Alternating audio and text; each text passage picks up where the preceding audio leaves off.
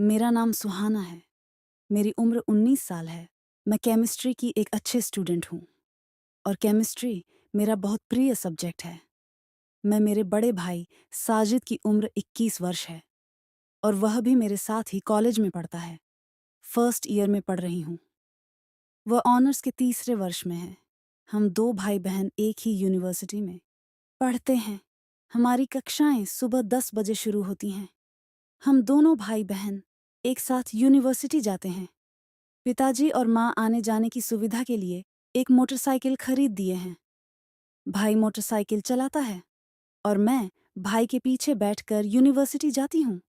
और मेरे पास एक मशीन भी है जो कभी मैं अपनी मशीन का इस्तेमाल नहीं करती। मैं नहीं जानती थी कि मेरा भाई एक दिन मेरी मशीन को इतनी अच्छी तरह इस्तेमाल करेगा।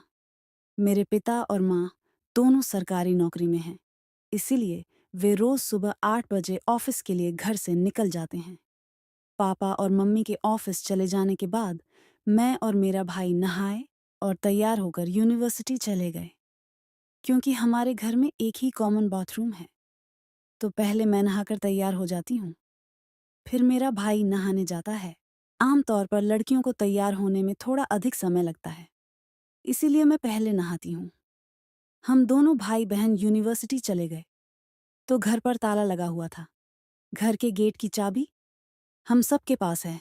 मैं और मेरा भाई क्लास खत्म करके शाम करीब 4 बजे घर आए। शाम को करीब 6 बजे पापा और मम्मी घर आ गए। इस तरह मैंने हर दिन एक निश्चित दिनचर्या के अनुसार बिताया।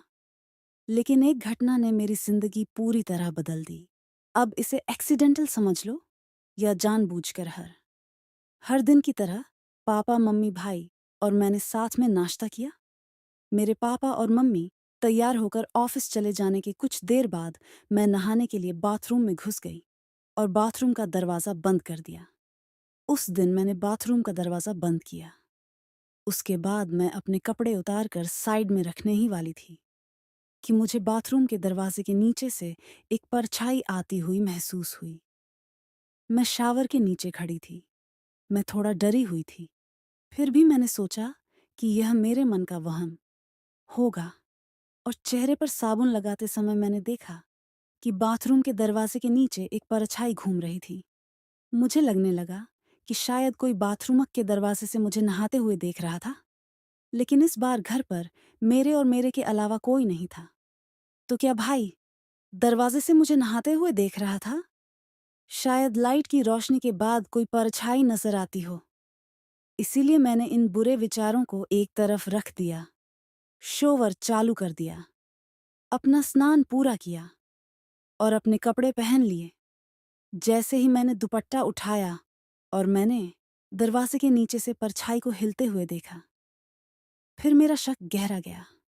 मैं नहाकर अपने कमरे में आ गई और तैयार होने लगी।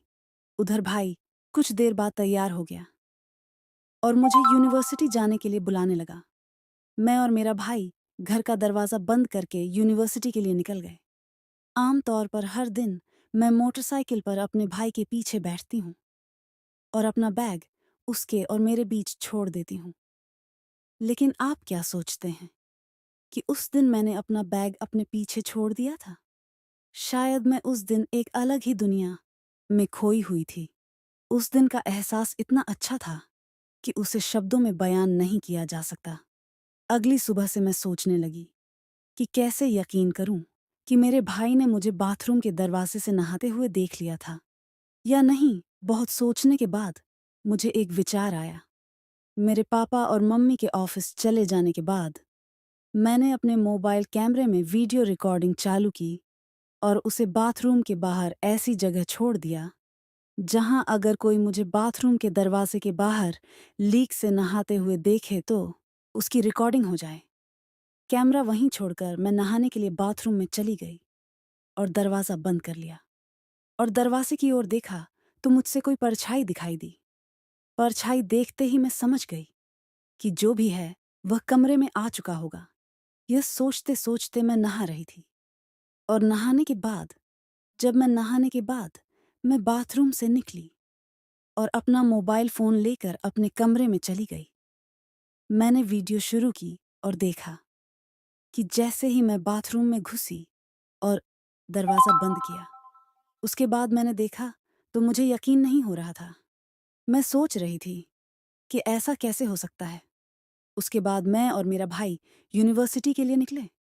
मैंने भाई को मोटरसाइकिल के पीछे से गले लगा लिया और सोचने लगी कि भाई को अपना वीडियो कैसे दिखाऊं। तब भाई ने कहा, बाइक पर डरती हो क्या? मैंने कहा, नहीं भाई। भाई बोला, तो फिर तुमने मुझे इतनी जोर से क्यों पकड़ लिया है? मैंने कहा, भाई पकड़ना अच्छा लग रहा है। पूरे दिन पढ़ाई करने के बाद मैं दोपहर को घर लौटी। मेरा दिमाग पूरे दिन इधर उधर भटकता रहा। मुझे समझ नहीं आ रहा था कि मैं अपने भाई को अपनी वीडियो कैसे दिखाऊं। रात के लगभग 11 बजे मैं बिस्तर पर लेटी करवट बदल रही थी। बिल्कुल नींद नहीं आ रही थी। मैंने अपना वीडियो चालू किया और फिर से देखा। दिल में बहुत हिम्मत करके मैंने अपना वीडियो अपने भाई के मोबाइल पर भेजा। लगभग 15 मिनट बीत गए, लेकिन वीडियो नहीं देखा गया। मैं सोचने लगी कि भाई वीडियो क्यों नहीं देख रहा था। मैं बार बार देखने लगी। लगभग 1 घंटा बीत गया, लेकिन वीडियो नहीं देखा गया। तो भाई सो गया है या नहीं? एक रात बीत गई, लेकिन मुझे कोई जवाब नहीं मिला। मैं निराश होकर सो गई। अगले दिन सप्ताहांत होने के कारण पापा, मम्मी, भाई और मैं हम सब घर पर ही रह गए। हम सब ने एक साथ नाश्ता किया। नाश्ते के दौरान मैंने अपने भाई में कोई बदलाव नहीं देखा। इसका मतलब था कि भाई ने अभी तक मेरी वीडियो नहीं देखी थी। सुबह 10 बजे मैं अपने कमरे में बैठी थी। अचानक मेरे मोबाइल पर एक मैसेज आया। मैंने मोबाइल फ़ोन उठाया और देखा कि मेरे भाई ने एक मैसेज भेजा था। भाई का मैसेज देखकर मेरी धड़कनें बढ़ने लगीं। भाई ने मेरा वीडियो देखा। मैंने भाई के संदेश का उत्तर दिया और वीडियो भेजते ही देखा गया। मैं समझ गई कि मेरे भाई ने वीडियो देखा था। मैंने कुछ देर इंतज़ार किया, कोई उत्तर नहीं मिला। मैं अपने भाई के जवाब का इंतज़ार करती रही थी, लेकिन दोपहर तक मुझे कोई जवाब नहीं मिला। दोपहर को हम सब एक साथ खाना खाने बैठे तो देखा कि साजिद चुपचाप सिर झुकाए खाना खा रहा था। साजिद अपना खाना खत्म करके उठा और अपने कमरे में चला गया। मैंने पापा और मम्मी के सामने साजिद से कहा, भाई, मैं थोड़ी देर बाद तुम्हारे कमरे में आऊंगी, तुम्हें कुछ पढ़ा हुआ समझाऊंगी। साजिद बिना कुछ बोले अपने कमरे में चला गया। सबके खाना खत्म करने के बाद माँ और मैंने मेज पर सब कुछ साफ किया। सारा काम खत्म करने के बाद माँ पापा के साथ अपने कमरे में चली गई और मैं सीधा भाई के कमरे में चली गई। मैं अपने साजिद के कमरे में दाखिल हुई और उसे खिड़की के पास खड़ा देखा। मैं कमरे में घुसी और दरवाज़ा बंद करके साजिद के पास पहुंची। मैंने अपने भाई की आंखों से आंसू बहते हुए देखे तो भाई ने मेरी आंखों में देखा और कहा, सॉरी। शायद उसे अंदर ही अंदर बहुत बुरा फील हो रहा था।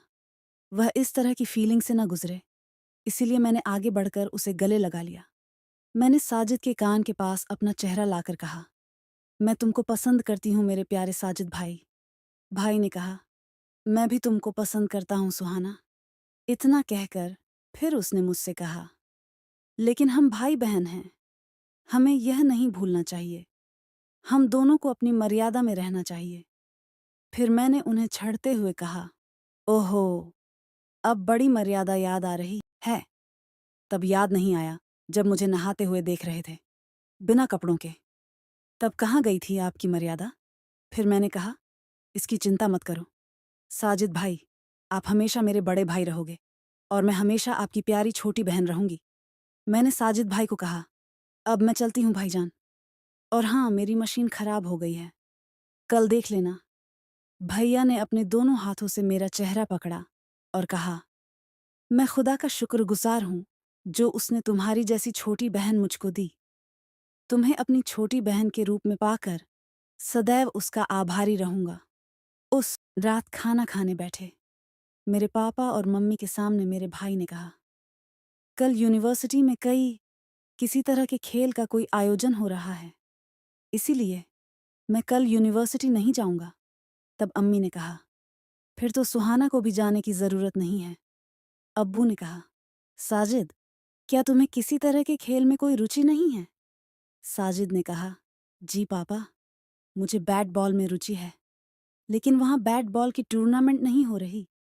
किसी तरह के कुछ प्लेयर्स हैं जो छोटे छोटे स्कूल से आकर वहाँ यूनिवर्सिटी में अपनी प्रैक्टिस के लिए आए हैं।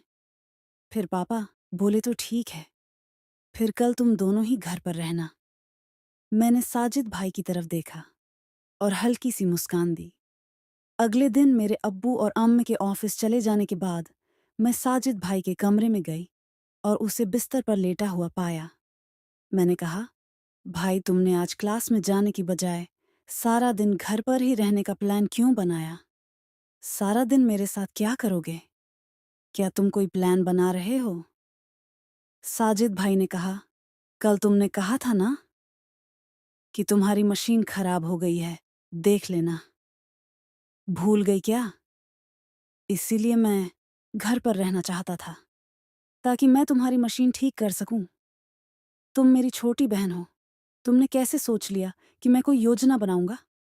फिर मैंने अपने भाई को अपनी मशीन दिखाई। साजिद ने कहा, अपनी मशीन का इस्तेमाल नहीं करती हो, इसीलिए बंद हो गई है। इसमें तेल डालना पड़ेगा। फिर साजिद ने तेल डाला। थोड़ी देर बाद मशीन धीरे धीरे ऊपर नीचे करने लगी। उसके बाद साजिद भाई ने जोर का झटका मारा और धीरे धीरे भाई ने स्पीड बढ़ा दी। जैसे जैसे भाई की स्पीड बढ़ती गई, वैसे वैसे मशीन अच्छी तरह से चलने लगी और मुझे भी बहुत अच्छा महसूस हो रहा था।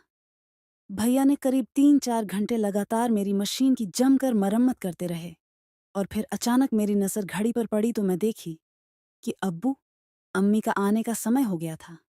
तब मैंने भाई को कहा, भाई, अम्मी, अब्बू के आने का समय हो गया है और बाकी मेरी मशीन की मरम्मत आप कल पूरी कर लेना। फिर मैं उठी और मशीन के ऊपर पूरा तेल ही तेल फैला हुआ था।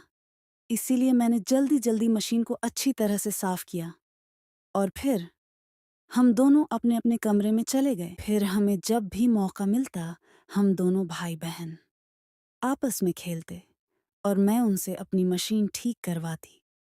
अब्बू और अम्मी को कभी भी कुछ भी पता नहीं चला और हम आपस में कभी भी मशीन मशीन खेलते रहते। हेलो दोस्तों, आपको यह कहानी कैसी लगी? कमेंट करके ज़रूर बताएं। और आपसे निवेदन करती हूँ कि अगर आप हमारे चैनल पर नए हैं तो हमारे चैनल को सब्सक्राइब करके हमें सपोर्ट करें और हमारी वीडियो को लाइक करें। आपका एक लाइक से हमारा मोटिवेशन बंधा रहता है। हम आपके लिए ऐसी रोमांटिक कहानियाँ लाते रहेंगे। धन्यवाद।